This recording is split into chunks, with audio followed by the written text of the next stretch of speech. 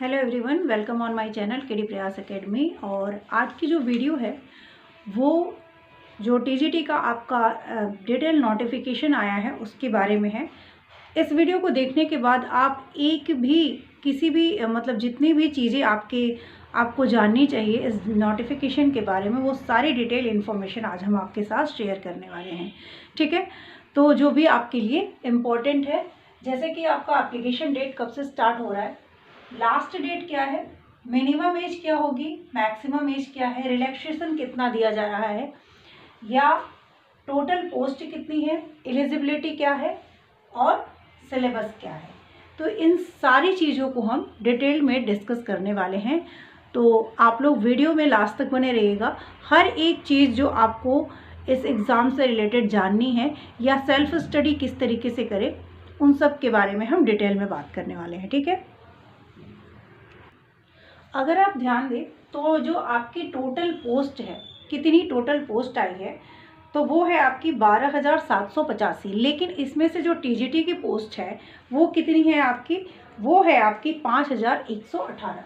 तो total post जो है वो आपकी आई है, टोटल पोस्ट जो टीजीटी के लिए निकली है अलग अलग सब्जेक्ट की, वो है 5,118। ठीक है, 5,118 ये आपकी टोटल पोस्ट है। ठीक है, इसके बाद से एप्लीकेशन बिगिन कब से हो रहा है, कब से आपको फॉर्म फिलअप करना स्टार्ट कर देना है, तो वो डेट है आपकी 8 फरवरी। ठीक है, 8 फरवरी, आज 3 फरवरी हो गया है। 8 फरवरी से आपका स्टार्ट हो जाएगा।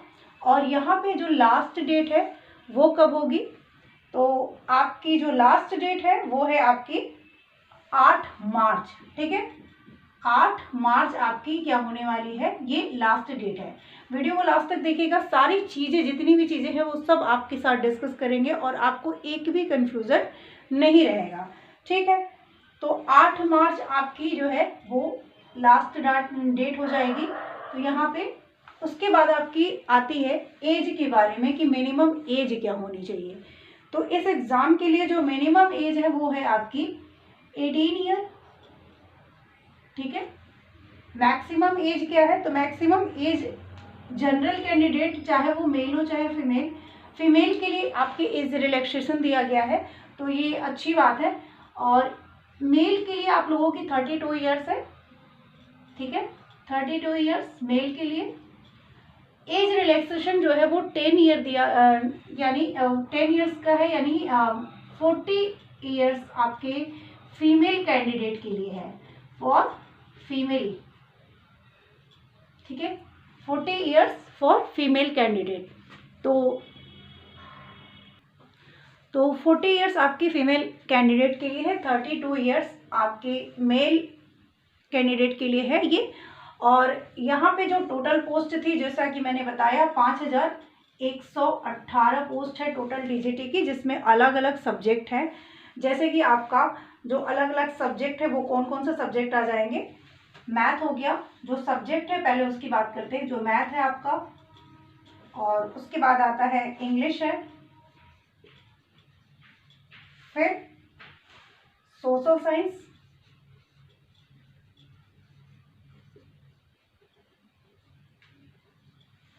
सोशल साइंस हो गया आपका, उसके बाद नेचुरल साइंस है।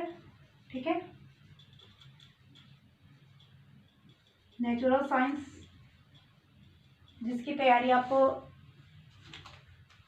अगर मेरे चैनल पे करना चाहते हैं तो आप ज्वाइन कर लीजिएगा।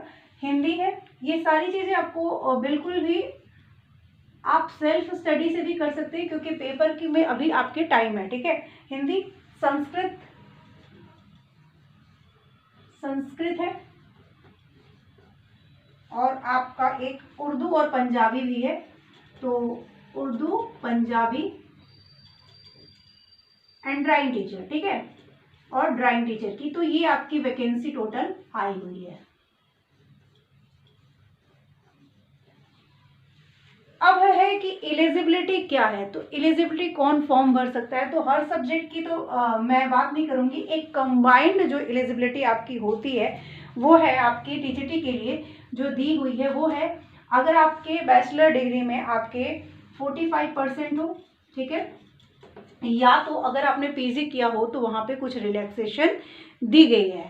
तो 45% आपका होना चाहिए, बीएड होना चाहिए, ठीक है। इस एग्ज़ाम के लिए आपको बीएड होना चाहिए। ये मैं math, English, science, social science, natural science, इन सब चीज़ों की बात कर रही हूँ। अभी इन चीज़ों की मैं बात नहीं कर रही हूँ। ड्राइंग टीचर के लिए क्या है, ये तो फिलहाल आपके मैथ, नेचुरल साइंस, यहाँ तक के जो आपके सब्जेक्ट हैं उनकी बात की जा रही है। तो इनके लिए आपके जो एलिजिबिलिटी है 45% ग्रेजुएशन, और उसके बाद बीएड और सीटेड जो है वो आपका पेपर 2 क्लियर होना चाहिए। सीटेड पेपर 2 क्वालिफाई होना चाहिए, क्योंकि ये टीजीटी का है तो ये इसमें आपको पेपर 2 ही मांगता है, तो आपको पेपर 2 होना चाहिए। अगर जो अपीयरिंग वालों की बात है, तो अगर आपका रिजल्ट आ जाता है, जैसे कि 8 मार्च तक यहाँ पे लास्ट डेट है एग्ज़ाम की, और उससे पहले अगर आपका रिज़ल्ट आना ही चाहिए, फरवरी के लास्ट तक आपका रिज़ल्ट आ जाना चाहिए सीटेट का, तो अपीयरिंग वाले भी जो हैं वो भी आप इसके लिए वैलिड हो जाएंगे, क्योंकि आप के पास सारी चीज़ें रहेंगी, आपका नंबर रहेगा, तो आप फॉर्म फिलअप कर पाएंगे, ठीक है। सिलेबस क्या है, सिलेबस की बात करते हैं।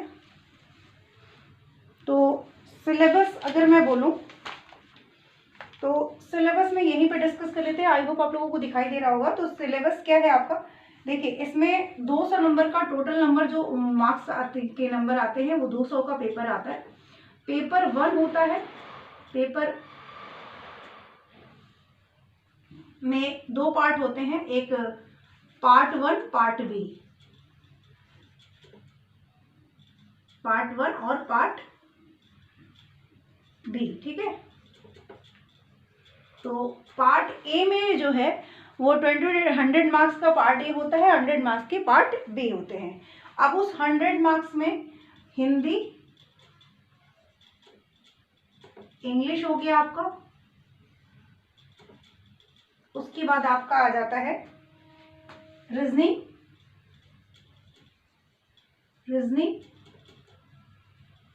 फिर आपका आता है मैथ और जनरल अवेयरनेस।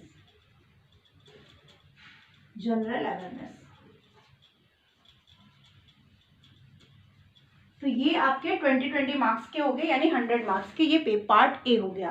पार्ट 2 आपका सब्जेक्ट कंसर्न आता है। मैथ्स के लिए आपके अपने सब्जेक्ट होंगे, सोशल साइंस के अपने सब्जेक्ट होंगे। नेचुरल साइंस की बात करें अगर, तो उसमें आपके पार्ट बी में फिजिक्स, केमिस्ट्री और बायोलॉजी से आते हैं, केमिस्ट्री और बायोलॉजी के क्वेश्चंस आते हैं।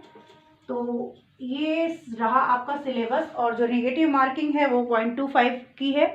तो अगर आपको ये डिटेल नोटिफिकेशन में जो भी इन्फॉर्मेशन थी वो मैंने आपको दे दी।